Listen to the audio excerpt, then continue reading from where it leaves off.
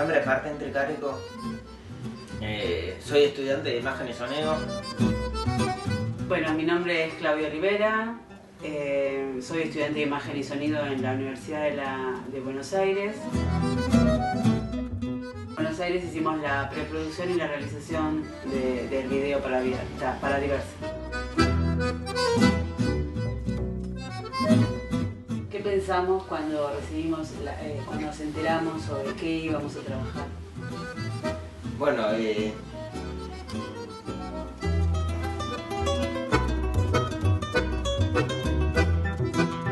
no tenía la menor idea que íbamos a hacer algo como lo que hicimos. Me da vergüenza decir que yo no sabía que una escuela debe recibir a cualquier chico, que cualquier chico común puede. Yo no sabía. yo tampoco lo sabía.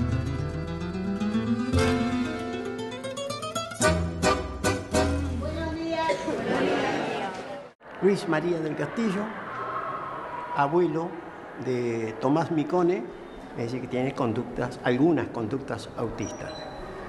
Ello, acá dentro de la ciudad de Buenos Aires, fue una traba o un impedimento para su ingreso en el secundario. Silvana Corso, soy directora de la Escuela de Educación Media número 2, Distrito Escolar 17, Rumania. La escuela se creó en 1990. Desde esa época hubo casos esporádicos. No recuerdo exactamente quién nos aconsejó este colegio. Digamos, sistemáticamente tenemos desde el año 2008. Desde el primer momento en que llegamos nosotros acá, se tomó el cuerpo docente, directivo, de profesores, aún de sus compañeros del colegio, un desafío, no discriminarlo. Bueno, yo soy Adriana Jefe. Cuando yo llego a la región séptima como supervisora y Silvana Corso toma la dirección de esta escuela, yo estaba como vicerrectora en su momento y me acuerdo que me llama y me dice: Adriana, me traen un chiquito, pero en ambulancia, está en cama, en camilla. No puede. Digo, Silvana, no podés llegar hasta ahí. Todo lo demás lo hicimos con voluntad. Te puedo asegurar que con esfuerzo, voluntad, pero con voluntad sola es importante, querer es importante. La voluntad ya es un logro, pero eso no garantiza que hagamos las cosas bien. Con voluntad también podemos hacer un desastre, y en el medio hay un chico, hay una vida. De a poco se va como estableciendo las normas necesarias. La letra de la norma no es suficiente, tenemos que trabajar mucho con los docentes. Mi nombre es José Díaz, soy profesor de historia de esta escuela. El principio de la cuestión era generar un grupo y que ese grupo sea homogéneo, sea compacto y que siga al profesor. Pero bueno, cuando aparecían estos chicos, uno se planteaba si estaba preparado para ese caso en particular. Lo que pasa es que hay que hacerlo de acuerdo a desde dónde parte cada uno de los pibes. Y esto no lo tenemos que hacer solo con los chicos discapacitados, lo tenemos que hacer con todos. Y esto significa un cambio en la mentalidad del docente, que es lo más difícil de conseguir. Sí, uno está formado para atender grupos homogéneos, que tienden hacia una cierta normalidad, ¿sí? Que son palabras que hoy, por lo menos en mí, ya las tengo en desuso. Profes que se formaron en el profesorado, cada uno es el profesorado de su disciplina, historia, matemática, no vienen de especial, no vienen con esa concepción y son capaces. No es que solo pueden los profesores de especial, obviamente ellos tienen todas las herramientas, pero hay otros que pueden prepararse. Es cuestión de tener voluntad y ganas de sentarse y estudiar. Hay que trabajar, hay que tener espacios de trabajo en conjunto de los docentes. Esta escuela donde estamos es una de las escuelas que este año ingresó al régimen de profesor por cargo. Eso significa que el docente, aparte de tener las horas frente al curso, tiene un grupito de horas que son para otras actividades, entre ellas 2 horas semanales para la reunión entre todos, que es fundamental Esta escuela comenzó este año con el régimen de profesor por cargo. La tendencia ahora, se calcula el 2015, todas las escuelas lo van a tener, es que terminar con el profesor taxi, darle, digamos, asumir de acuerdo a un mínimo de horas, que son 6 horas mínimas que tiene que tener como titular en la escuela, se le suman horas extraclase para trabajo en equipo, para trabajo en proyectos de la escuela. Y es condición poder tener un horario de reunión en común.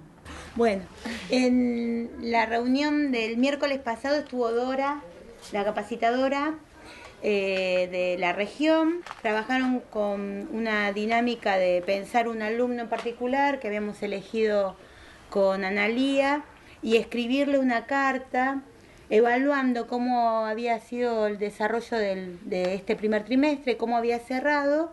Entonces ahí se me ocurre que ese puede ser un espacio de capacitación. Les planteo qué proyecto va a ir cada profesor de acuerdo al perfil. Esa es otra cosa que hicimos desde la dirección con la vicedirectora, con Analía. Pensamos cada perfil y cada proyecto y la verdad es que no les dimos posibilidad de que eligieran proyectos, les bajamos los proyectos. Y elegí, digamos, que ese espacio, ese encuentro semanal fuera para pensar los proyectos y para compartir nuestras experiencias y lo que traíamos como capacitación cada uno individual y lo pudiéramos poner en la mesa. Además traigo capacitadores externos. Soy María José Borsani, soy profesora en educación diferencial y terapista ocupacional en salud mental. A mí me parece que la capacitación docente tiene que ser continua y que debe estar contemplada dentro de las políticas de Estado, digamos. Tiene que ser una cuestión de Estado, porque así como se forman en otras áreas, cuánto más deben formarse los docentes que tienen a su cargo los niños y los adolescentes que se están formando, y el periodo de formación es limitado, es ese, y no se puede desestimar. Entonces me parece fundamental, me parece que es algo en lo que debería invertirse no solo económica, sino humanamente. Ahí me puedo encontrar con todos los directivos de la región. Entonces les llevé la idea, que había tenido este contacto, yo había hecho el curso, me parecía que valía la pena. Me pidieron primero que les haga como una pequeña presentación, que era esto de las adaptaciones curriculares y por qué la pensaba para todos, porque en mi caso trabajaba en discapacidad en la escuela, pero las otras no. Porque a ellos les podía resultar útil. Y yo lo que les decía era que en la experiencia de mi escuela, cada vez que se pensó en un alumno, las adaptaciones beneficiaron al resto. En el año 2011, ella gestiona una capacitación para 6 escuelas secundarias que se realiza acá, y entonces nos encontramos en una jornada completa, una jornada a lo largo de todo un día, en el que trabajamos un poco los lineamientos teóricos, desde qué paradigma pensar una escuela inclusiva, pararnos en el paradigma sociocrítico, constructivo, ecológico, contextual. Trabajamos cuestiones que hacen a las cuestiones específicamente pedagógicas a nivel teórico, y después hicimos a la tarde talleres donde pudimos llevar a la práctica todo lo que habíamos visto en forma teórica. Sí, se empezó a cuestionar la transmisión de los conocimientos, ¿sí? Se entendió de que los conocimientos no eran del profesor, sino que los conocimientos son de la humanidad.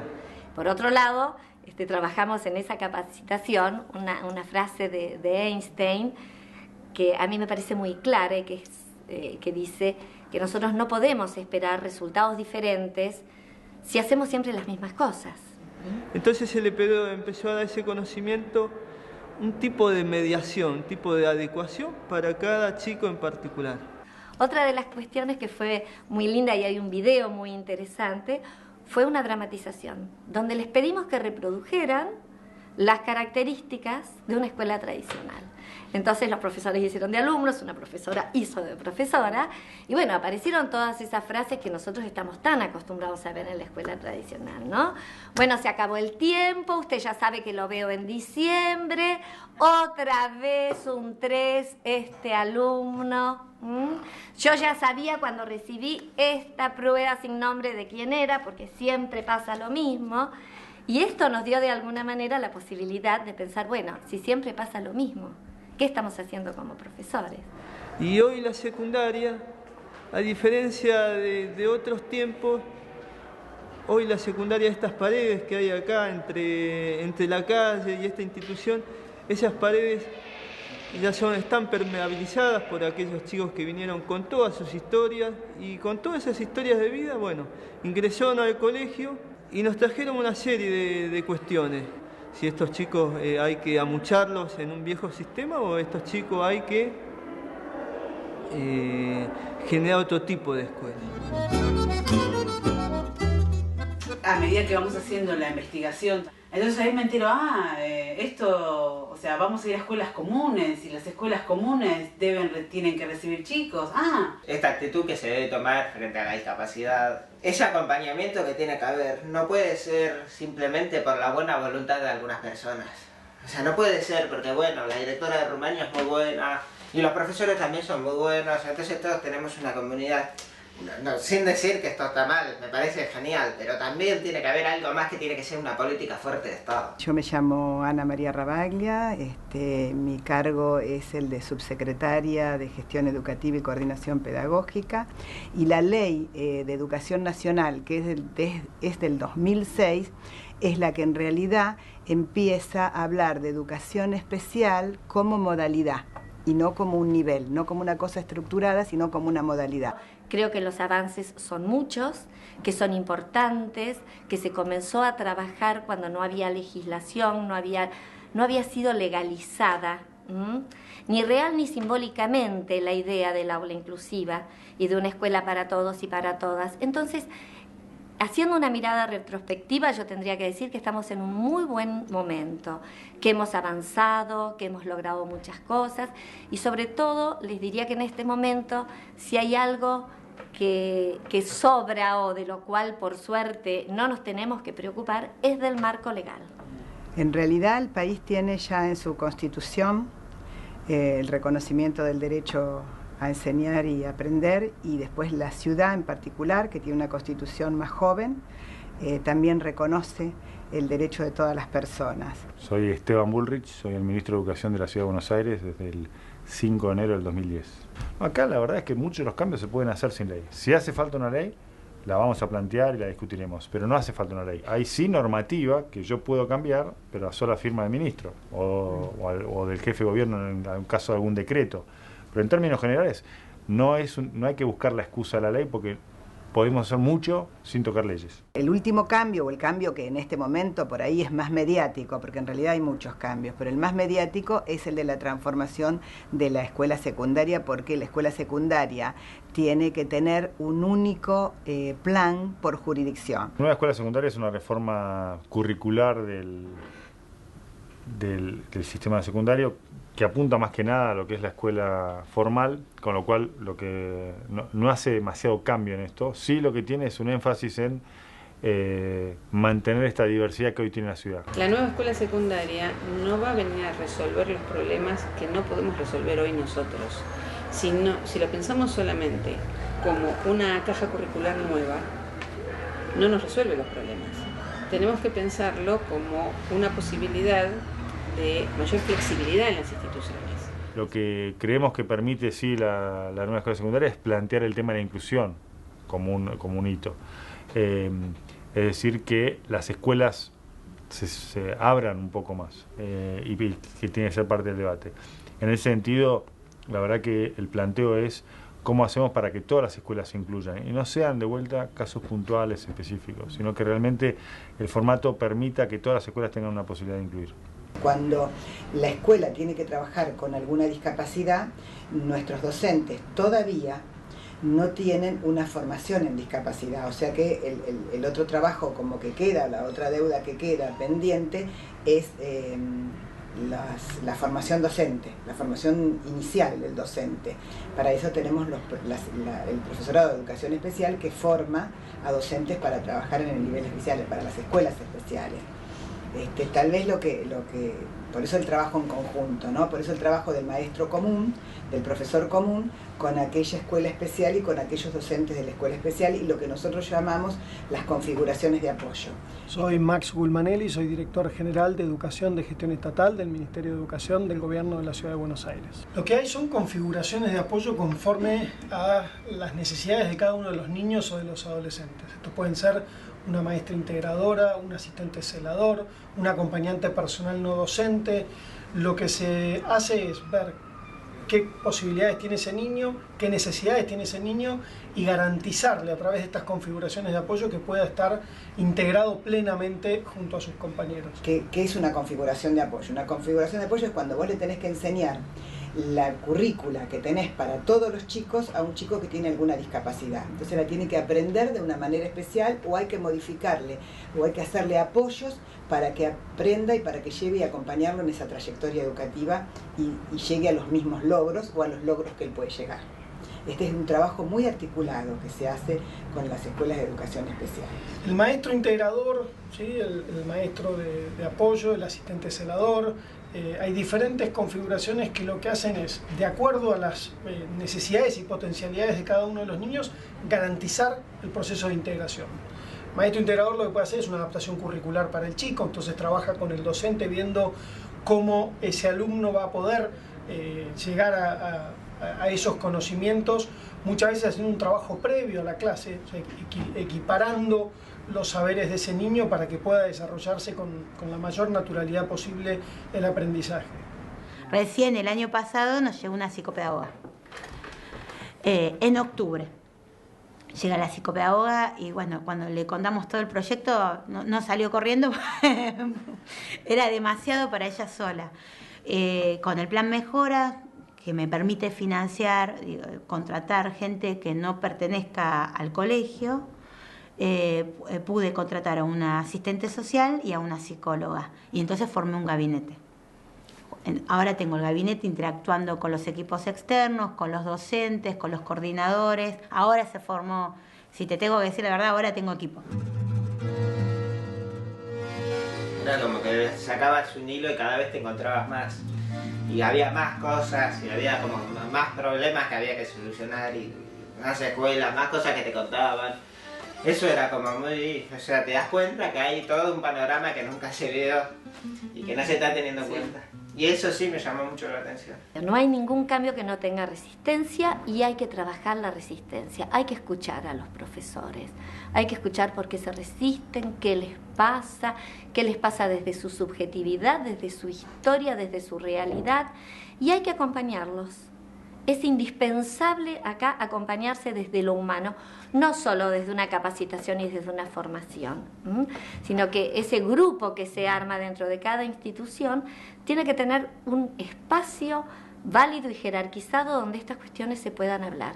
Las escuelas secundarias surgieron en nuestro país en el siglo XIX para educar a una élite, ¿sí? Ese esquema, ese paradigma está roto, pero nuestros docentes se educaron con ese paradigma. Y yo siempre digo que tenemos un problema serio porque tenemos escuelas del siglo XIX, docentes del siglo XX, pero alumnos del siglo XXI. Me parece que donde hay que enfocar en este momento la cuestión es en dos aspectos. Por un lado es ver qué sucede al interior de las instituciones, cómo se está trabajando con el colectivo docente, qué pasa con los profesores.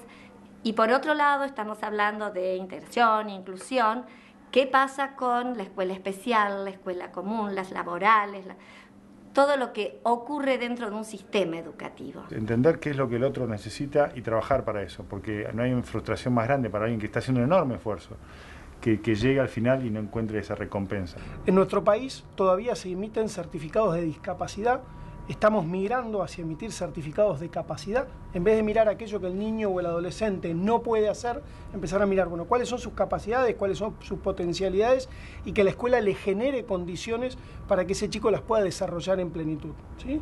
Para ello es muy importante pensar proyectos pedagógicos individuales. O sea, la única forma de estar más cerca de ese chico, si lo planteamos con una cuestión en particular, es estando más cerca de todos. Me parece que ahí hay mucho por hacer.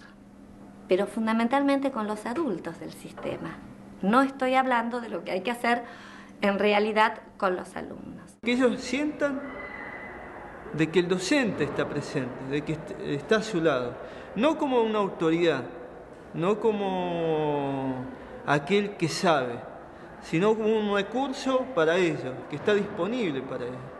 El aula inclusiva es la posibilidad de construir un aula donde todo el grupo clase encuentre una posibilidad de desarrollar, de aprender, de compartir, de convivir, sin que haya particularmente una mirada homogénea en torno al grupo estudiantil, sino que el colectivo que ingresa a transitar un año a determinada aula con determinados profesores y con un proyecto, todo ese colectivo tenga una propuesta que lo habilite al aprendizaje, a un aprendizaje constructivo, compartido y colectivo. Y es bueno, entonces estamos planteando un docente con mucha movilidad dentro del aula, con mucho movimiento, un docente que no se queda sentado en una silla.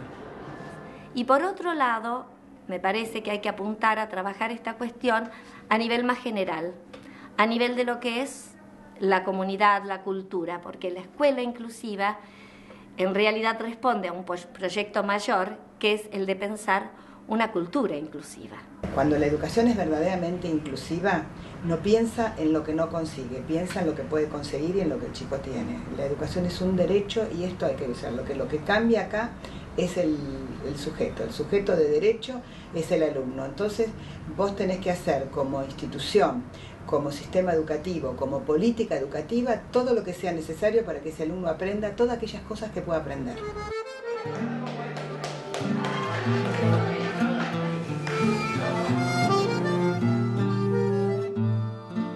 Mi consejo, primero, informarse, estudiar, ser abierto, escuchar, ir a buscar otras experiencias y después hacer un trabajo de hacer docencia con sus docentes.